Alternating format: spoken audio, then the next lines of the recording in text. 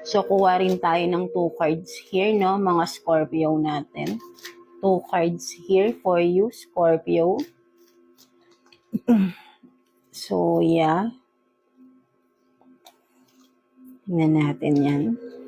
So, you have this, no, Knight of Pentacles. No? So, meron dito, no, mga for some of you, Scorpio, may kaibigan ka rito na panahingi sa'yo, something like that, na maybe ay palagi na lang nanghihiram ng pera sa'yo. To, basta kapag ka may kailangan regarding sa pera, no, kumbaga, ikaw lagi yung nilalapitan niya, no, something like that. No? So, maybe for some of you, hindi na to nagbabayad ng mga inuutang niya, no, something like that, no, mga Scorpio natin. So, what else?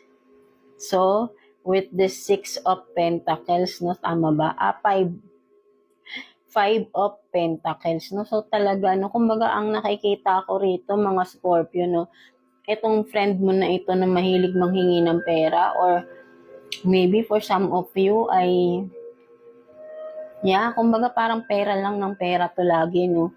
Hindi niya ginagamit sa maayos, no? Kumbaga nawawaldas niya yung pera.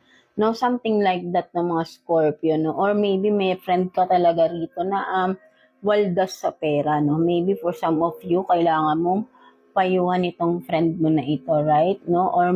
Or isa pang scenario dito, mga Scorpio, may friend ka talaga literally na pineperahan ka lang, no? Nandiyan lang siya because may nakukuha siya sa'yo, nagbe-benefit siya sa'yo. Yun nga, sabi ko kanina, siguro panay utang sa'yo, but then hindi naman nagbabayad, no? Sabi, emergency, pero hindi niya sa emergency ginagastos, no? Maybe may mga addiction to, maybe nagsusugal, something like that, no? So, winawaldas lang niya yung pera, no? Nangangailangan siya palagi, but then winawaldas niya yung pera, no? Mga Scorpio natin, no? So, tignan naman natin, no, love situation ninyo, no, mga Scorpio natin. So, kuha tayo ng 2 cards for you, Scorpio. 2 cards for Scorpio natin. Love situation ng mga Scorpio. So, let's see.